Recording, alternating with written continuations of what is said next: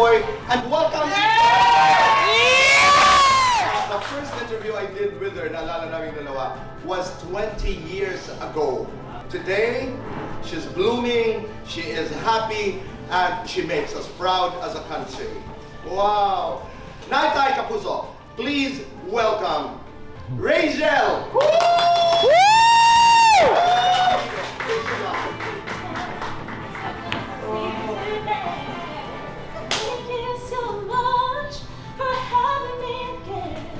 You are welcome.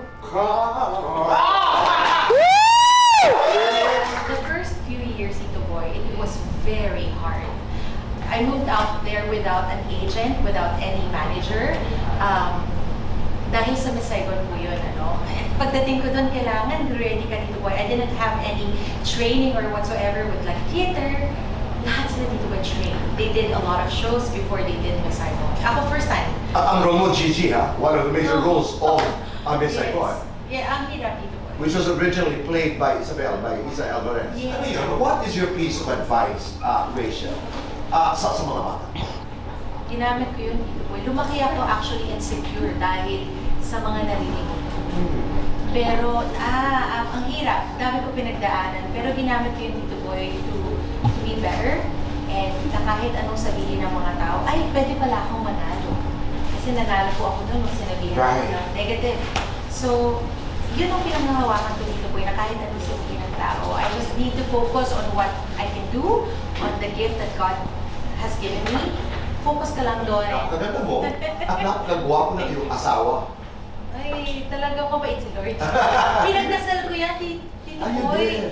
When, before I met him in New York, hindi ako ready nun sa any relationship. Pero sabi ko lang, Lord, magdadasal ko po yung future husband ko. Not now, pero very, specific yung aking pong prayer request. Ganun daw yun, no? You You have have to to be be- specific. So how did you meet? Sabi ko, unang matangkad. Okay. Sabi ko yung susuportahan ako sa lahat ng gusto ko. And dyan, ang ganda-ganda mo talaga. Yay! Di ba? Tingnan niyo kayo dalawa. Okay, and then? And then sabi ko yung susuportahan ako Gusto sa ko yung post mo doon. And kung saan ako mapupunta. Na nangyari naman dito, nag-tour kasi kami from Hamilton, tapos yung Lane Sarap. So, talagang supportado mo talaga niya ako.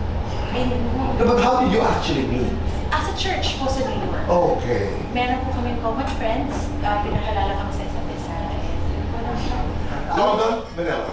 Both! Ang hirap! Gigi Fantin. Fantin. Fantin Eliza. Eliza. Regine Velasquez, Lea Salonga. Both! Mark Bautista, Christian Bautista. Pareho naman sila basta Bautista. Both na rin po. Bautista na lang. Talent, charisma. Charisma. Sexy time, family time. Family time. Loving wife, hot mama. Hot mama. 1 to 10. Gaano ka kahandang magka-third baby?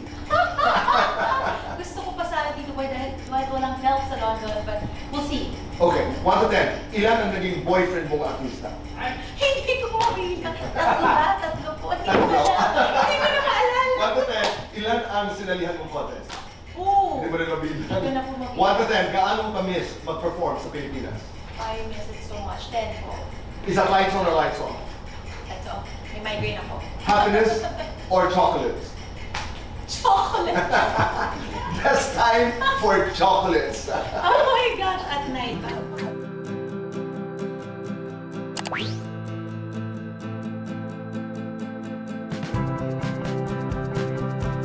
Hello sa lahat ng mga Shenatics. Thank you for this question. Of course, I miss recording music. Na-miss ko yung sumulat ng kanta. Wala lang akong time ngayon. But my dream is to have another album. Hopefully, worship album. So I can share that with you guys. So, yeah, one day.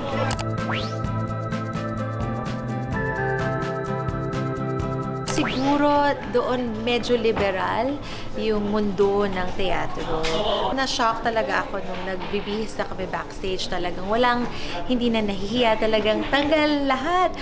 Doon medyo nagulat ako. Parang sa Philippines, very conservative tayo. Pero doon yun, sa kanila wala lang.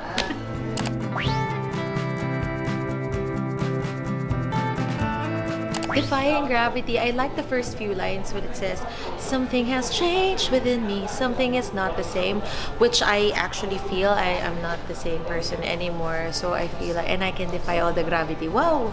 Yun.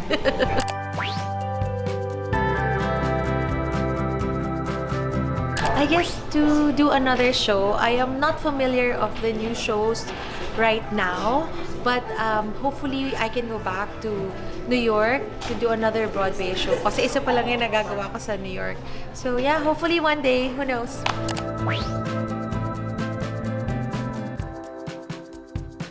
Yes, magsasama sa isang concert. Hindi pa namin alam, pero dati may pinag-usapan kaming worship show, worship concert. Hopefully matuloy yan. One day, pag nagtugma-tugma na yung aming schedules. Pero tonight, magkikita kami ni Sarah and Eric. Kakain lang kami.